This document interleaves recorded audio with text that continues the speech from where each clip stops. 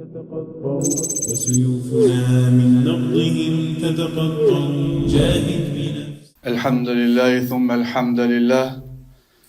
إن الحمد لله نحمده ونستعينه ونستغفره ونعوذ بالله من شرور أنفسنا ومن سيئات أعمالنا.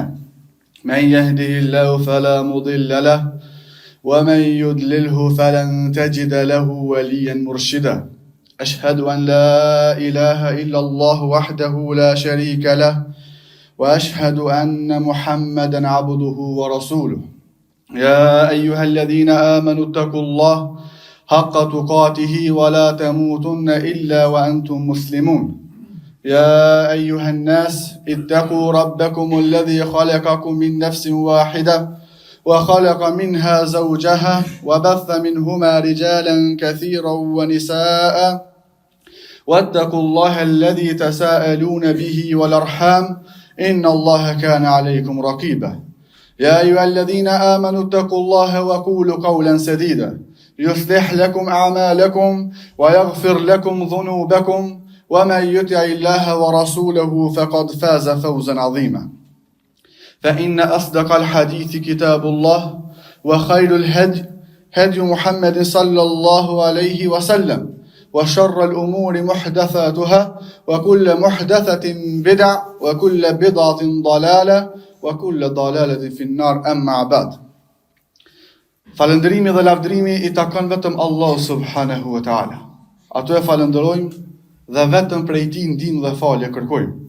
Ndërsa salavat e selamet ja dërgojmë zotërisë së pejgamberëve Muhammedit sallallahu alaihi wasallam, familjes tij fisnike, shokëve tij besnik dhe mbi të gjithë ata të cilët e ndjekin dhe e pasojnë sunetin e tij deri në ditën e gjykimit, Allahu na bëj prej tyre. Vëllezër, me lenin Allah subhanahu wa ta'ala, sot përfundojmë komentin e ajetit 83 të surës Al-Baqara, ku tha Allah subhanahu wa ta'ala: "Wa idha akhadna mithaqa bani Israil alla ta'buduna illa Allah wa bil walidayni ihsana wa dhil qurba wal yatama wal masakin wa qulu lin nasi husna." Edhe na kur e morëm beslidhen pe Banu Israil, thamë atyre që mos adhuroni diçka tjetër përveç Allah subhanahu wa ta'ala. Pastaj silluni mirë me prindërit e juaj, pastaj silluni mirë dhe ndihmojuni të afërmët tuaj, jepni sadaka, kujdesuni për jetimat, thuajuni njerëzve fjalë të mira, falini namazin, jepeni zeqat. Është vetëm një ajet ku e përmbledh të gjithë jetën tonë. Është vetëm një ajet ku tregon besimtarit rrugën e tij nga prej momentit që ai lind e deri në momentin se kur ja dorëzon shpirtin e tij Allah subhanahu wa ta'ala. Ajeti e përmbledh thelbin e fesë sonë, sepse Allah në këtë ajet fillon me tauhidin, me njësojshmërinë ndaj tij. I tregon besimtarit se nuk duhet adhuron diçka tjetër përveç Allah subhanahu wa ta'ala, edhe nuk duhet i shoqëron atij në asgjë, as në adhurim, as në sundim, por vetëm duke adhuruar atë subhanahu wa ta'ala. Pastaj e përfundon Allahu ajetin duke e lidhur atë me raportin tonë të cilin na e kemi me krijesat. Në këtë ajet Allahu i bashkon dy gjëra: lidhjen tonë me krijuesin subhanahu wa ta'ala edhe lidhjen tonë me krijesat. Një ajet i vetëm tregon ty se sa duhet të jesh besimtar karshi Allah subhanahu wa ta'ala, edhe sa besimtar je në mënyrën se ti sillesh me tjerët. Sepse kur tha alla ta'buduna illa Allah, që mos adhuroni diçka tjetër përveç Allahut, kjo është lidhja e jote. Pastaj kjo fjalë ka vetëm se edhe kapitoj shumë, të cilët do t'i shpjegojmë në vazhdim. Por se tregon pikën kyçe se ti sa duhet të jesh besimtar, sa duhet të jesh njësuar ndaj Allah subhanahu wa ta'ala. Pastaj Allahu kalon në fjalën wa bil walidayni ihsana. Në atë moment Allahu e bashkon adhurimin e tina, e bashkon me respektin të cilën ti duhet ta kesh ndaj prindërve. Alla ta'buduna ila Allah, mos adhuroni diçka tjetër, wa bil walidayni ihsana, edhe silluni mirë me prindërit e ju të hutbën të cilën e kena pas më herët. Tjetër, Allahu vazhdo prap duke të treguar ty se sa besimtar duhet të jesh, edhe raportin tënd të cilën ti duhet ta kesh me njerëzit. Wa dhil qurba wal yatama wal masakin. Pastaj Allahu vazhdon edhe e përmend raportet të cilat duhet i rregullon çdo njeri prej neve për më qenë besimtar i mirë. Shohim se kjo është baza e çdo mirësie. Shohim se në këtë ajet, nëse jemi nal me i dëgju të gjitha hutbet për vëmendje, edhe jemi nal për me mësu pe këtyre hutbeve, nuk na nevojitet diçka më shumë vetëm se me ju përmbajt këtij ajeti deri në fund në jetës tonë. Sepse ja shohim se kjo është baza e çdo mirësie. Tauhidi, njësojshmëria ndaj Allahut subhanahu wa taala, është drita e cila i jep kuptim jetës sonde, e cila e shiron njeriu nga robëria e epsheve, e cila e shiron njeriu nga robëria e pasurisë, edhe që e shiron e largon njeriu nga robëria edhe e njerëzve të tjerë. Sepse kur njeriu e njeh Zotin e tij, kur njeriu e njeh atë të cilën ai e adhuron, vetëm se atëherë çdo vepër të cilën ai e bën vetëm për hir të Allahut subhanahu wa taala. Kur ti e njeh atë i cili të ka krijuar ty, çdo sens të cilën ti ke me vepruar në këtë dynjë nuk ke me vepruar për diçka tjetër, vetëm se ke me bërë për hir të Allahut subhanahu wa taala. As nuk ke me bërë për me u lavdu para njerëzve, as nuk ke me bërë që ti me arrit një pozitë para njerëzve, as nuk ke me bërë diçka për veprave që me postin një përfitim apo ndonjë interes të kësaj dynjaje.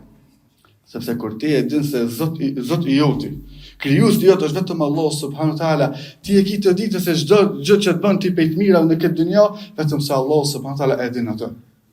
Tha pejgamberi sallallahu alaihi wasallam, mos në shmani asgjë për veprave, sa të që ato të jenë të vogla, apo sa të që ato të jenë thjeshta.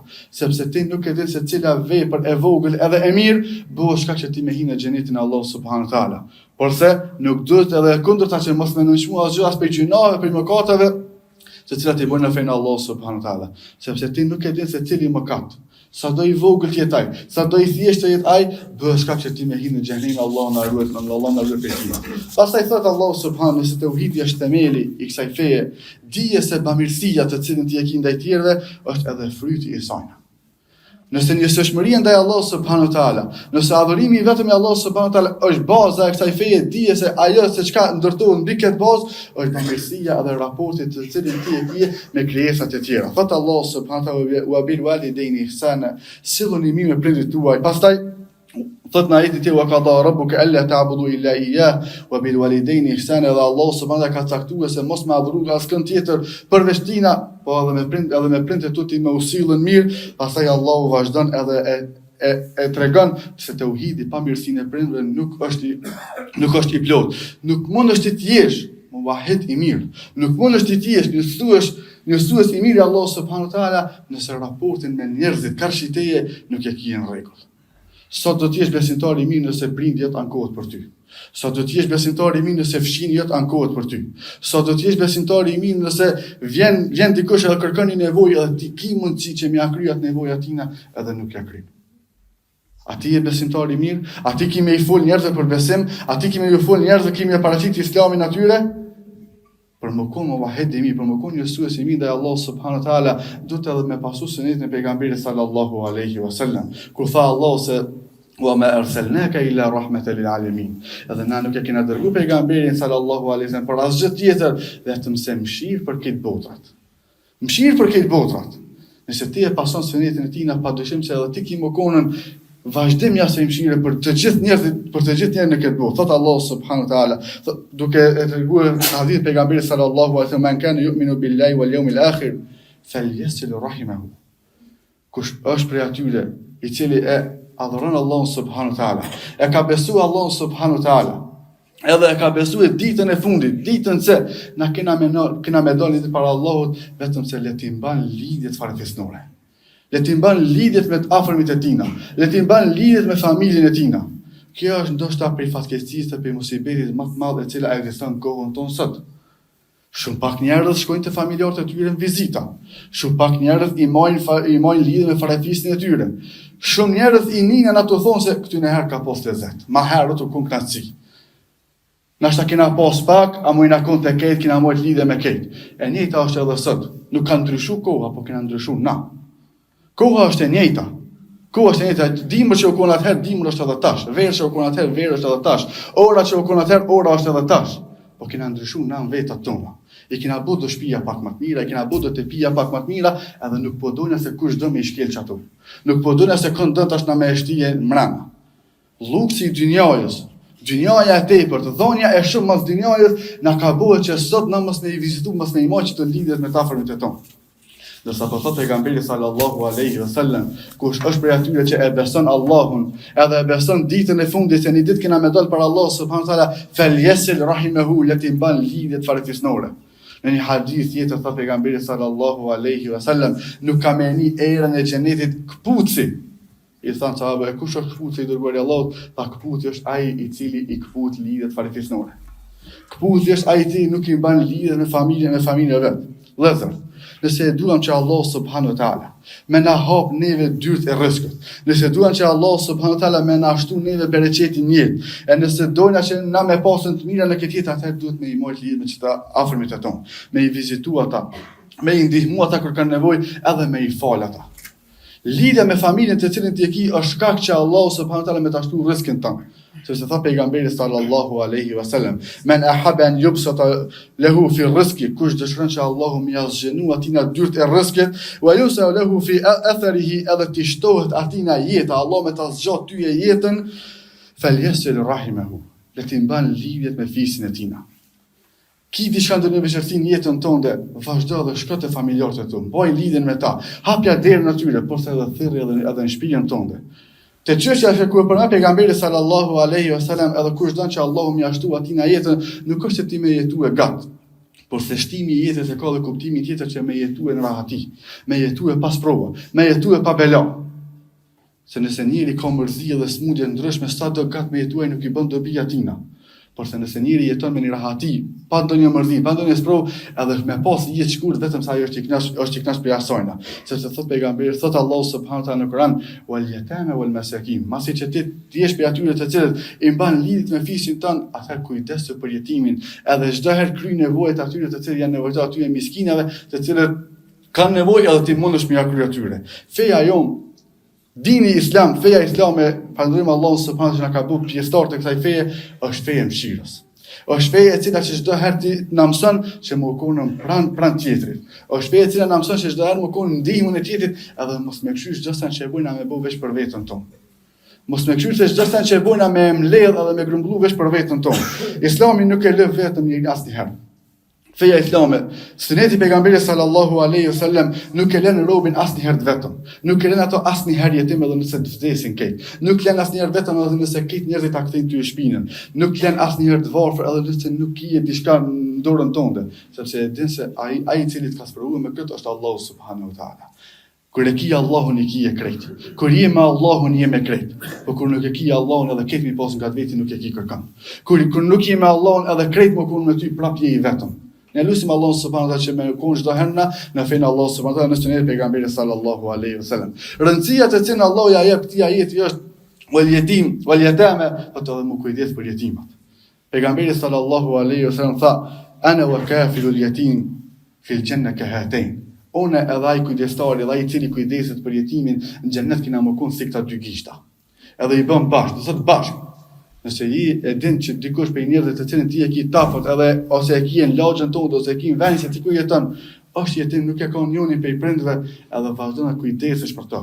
Interesohesh për to, ku ka mirësi më të madhe se ti në xhenetin e Allahut subhanahu wa taala më kon me pejgamberin sallallahu alaihi wasallam. Më kon ti dhe pejgamberi Allahu subhanahu wa taala kështu bashkë. Edhe me udhëtu në xhenet për diçka që aty ka diçka që syni jot nuk e ka pa kur veshje se ka ni kur mendja jote nuk ka mujt me shkuë asnjë pa mirësitë të cilën Allah subhanahu wa taala ka krijuar në xhenetin tina. Wa yut'imuna at'ama ala hubbihi miskina wa yatima wa asira, thot Allah subhanahu wa taala në besimtar të vërtet. Ata të cilët e duan Allah subhanahu wa taala janë ata të cilët i japin ushqim atyre të cilët kanë nevojë, megjithse e duan atë për të varfrit edhe për jetimat. Pasuria më e mirë të cilën ti ja jep dikujt është ajo të cilën e don më pari për veti, pastaj ato e ndon edhe me tjetrin. Më kon ti bash kujdestari i jetimit, më kon ata të cilët kanë nevojë. Kjo është jeta. Kjo është jeta të cilën Allah subhanahu wa taala na ka treguar neve në këtë ajet. Tauhidi i sinqert, njësojshmëria ndaj Allahut subhanahu me sinqeritetin e plot, pastaj edhe kujdesi për njerëz të tjerë. Vëllezër, disa mendojnë se tauhidi apo njësojshmëria e Allahut subhanahu wa taala apo besimi në Allahun është vetë fjalë. Me thonë se unë jam musliman, me thonë se unë jam besimtar.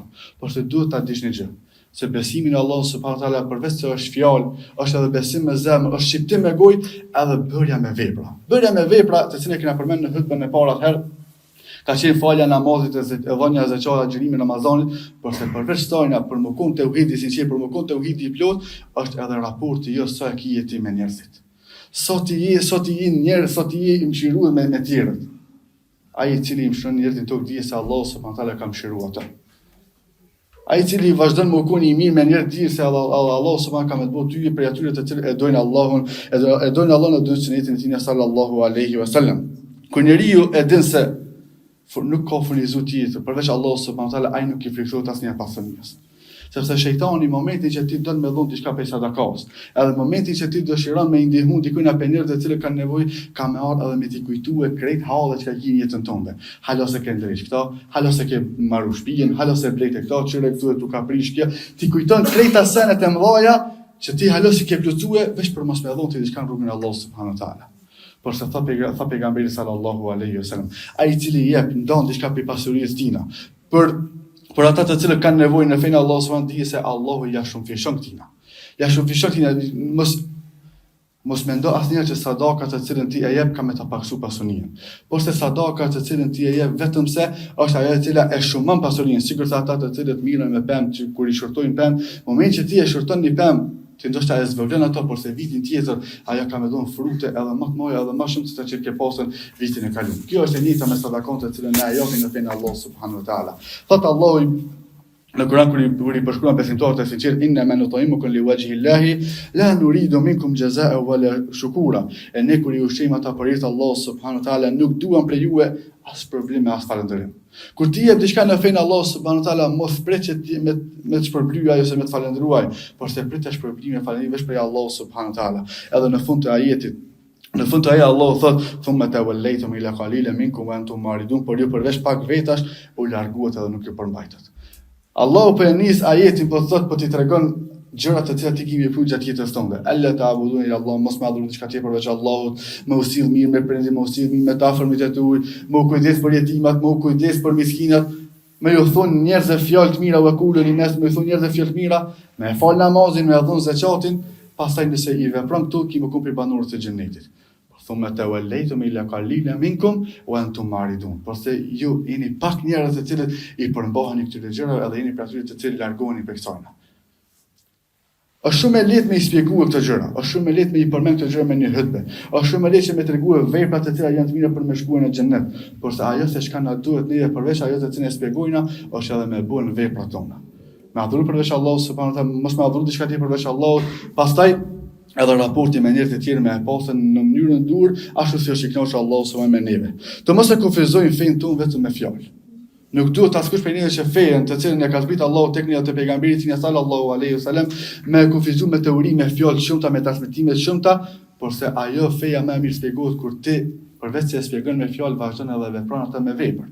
Edhe qëtë në veprën tonë, sepse vepra është ajo e cila e cakton rrugën tonë për xhenetin e Allahut subhanahu wa taala apo për në xhenem Allahu na ruaj prej tina. Sepse sot kemi njerëz të shumë të cilët vazhdojnë edhe flasin për besim. Sot kemi njerëz të shumë të cilët vazhdojnë edhe flasin për fe, ndoshta nuk janë të asaj rruge hiç, por se janë të pakët ata të cilët vazhdojnë edhe me veprue në bazë të asaj që Allah e ka zbritur në librin e tij, edhe në bazë të asaj që e ka transmetu pejgamberi sallallahu alaihi wasallam. Lëzëm, tauhidi në sushmërinë e Allahut subhanahu wa taala është rrania e kësaj feje, e pastaj bamirësia me tjerët është fruti të cilën na e marrim dhe përfitojmë prej saj. Sepse tha Allahu subhanahu wa taala: "Lan tanalu al-birra hatta tunfiqu mimma tuhibbun", sepse ju asnjëherë nuk keni me arrit virtytin, nuk keni me arrit mirësinë e plotë përderisa të jepni të shpenzoni në fenë e Allahut subhanahu wa taala ato të cilën e doni më shumë ti. Ne lutim Allahun subhanahu wa taala që më na bëj për atyre besimtarë të cilët janë besimtarë të sinqertë në fenë e tij. E lutim Allahun që më na bëni jo prej pasurive të sunet pejgamberit sallallahu alaihi wasallam. E lutim Allahun subhanahu wa taala që këtë jetë të shkurtër të cilën e kena edhe kalon shpejt, Allahu më koni i kënaqur me neve. E lutim Allahun subhanahu wa taala që më na bëj për atyre të cilët vazhdojnë dhe i vizitojnë të afërmit e tyre, kujdesen për jetimat, janë bashkë me ata të cilët kanë nevojë. E lutim Allahun subhanahu wa taala që më na bën neve zemërxhon bojar dordhanës edhe mos më na bë koproca në këtë dunjë. E lutim Allahun subhanahu wa taala që gjitha këto adhurime të cilat i bojna, Allahu më i pranon me shpërblim më të plot tek ai, edhe më u bë shkak që këto më u konën sebeb për hyrjen tonë në xhenet, atje ku do të jemi pejgamberi sallallahu alaihi wasallam, me njerëzit e sinqertë, me njerëzit e mirë, me shahidat, e ku ka shoqëri më të mirë se këta. E kulu ma tasmauna wa ana khalfa wa astaghfirullaha li wa lakum fastaghfiruhu innahu huwal ghafurur rahim.